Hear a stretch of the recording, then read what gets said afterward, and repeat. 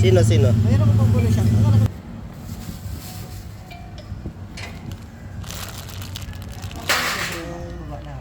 Ha? Mga ganun.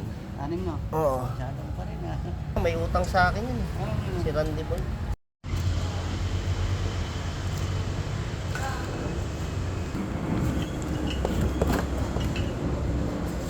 Ano nyo may malaman natin pang po?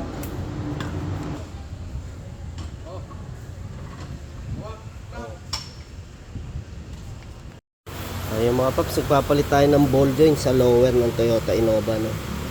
Ito pagka binalik natin to, kailangan to saktong-sakto kasi magkaiba po siya, no? Tatanggalin na natin to.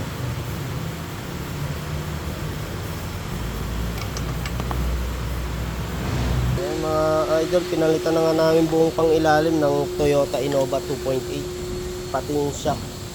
Dahil nga yung shock natin is nag-leak na rin po, no? Kaya yan. Yan mga idol, gumamit tayo ng original na shock ng Toyota.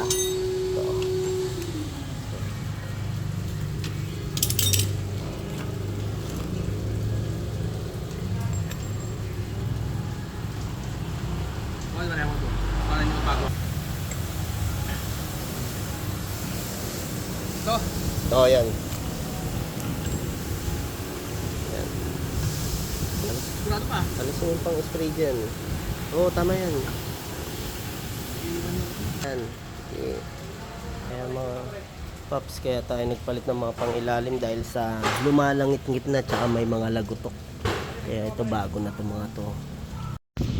Kaya mga paps, kahapon ginawa natin yung mga pang ilalim lahat na itong Toyota Innova 2.8. Pinalitan natin mga under chassis tsaka shock. Ngayon naman, ayun, nililinis natin yung EGR valve tsaka intake manifold sa mga pap. Ito na yung ating map binuksan, o ayan o. Asyong! EGR. Ayan o. EGR valve natin. Ayan mga paps, nagdalangis na rin nga po yan kasi dahil nga sa baradong carbon, sa nagbabara mga carbon. Siyempre EGR cooler kailangan laging kasama, throttle body. Ito maganda gasoline diesel ni Boss Tito, Petron, kaya talagang kahit dito lang ang takbo, hindi pa ganun kadumi. May carbon, hindi naman sobrang kapal. Ayan boss, oh, kapal na ng dumi, oh.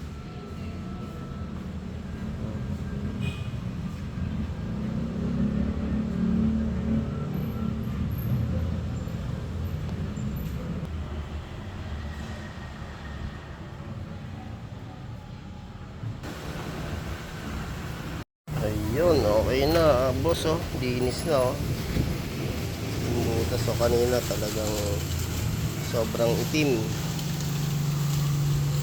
Yan, oh. Talagang nilinis natin kada butas, matanggal yung carbon. Tapos yung ating combustion, linis na rin, oh.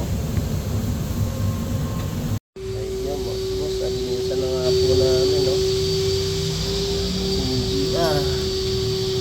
Turbo, intercooler.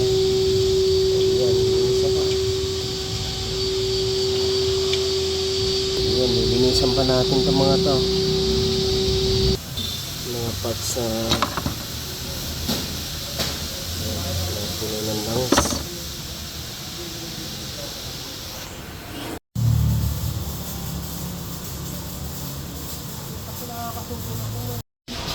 Ayun mga paps, bali yan, natapos na nga natin yung paggawa natin sa under chassis saka EGR valve at saka intake manifold nitong Toyota Innova 2.8.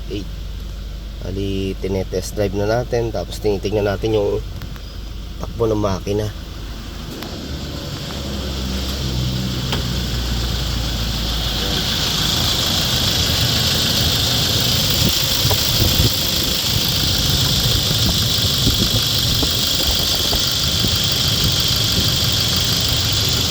sugat natin. Ayan. Pinalik natin yung kulad ni Idol. Ito mga paps, yung pinagpalitan natin na shock. Kaya talagang maingay na rin dito sa ating Toyota Innova. Yan, oh. Wala na siyang naubos na kasi yung fluid sa loob, yung hydraulic oil. Kaya talagang iingay na rin po siya. No, pinalitan na po natin yung dalawa kasi may leak na rin po siya.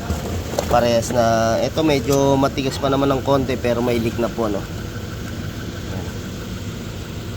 Mga paps, ginamit natin dyan is yung Toyota Genuine na shock absorber. Tapos sa mga pang-ilalim naman, gumamit lang tayo ng 555 brand na rock end. Ayan.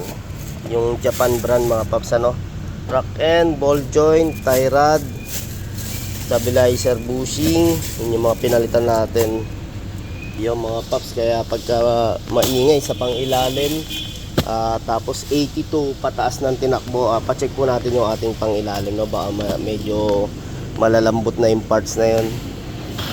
Okay, maraming salamat mga paps idol. Dito lang po yan sa ating AE Car Care Services. Okay, maraming salamat mga paps idol. Dito lang po yan sa AE Car Care Services at ang Colocoy Garage. Okay.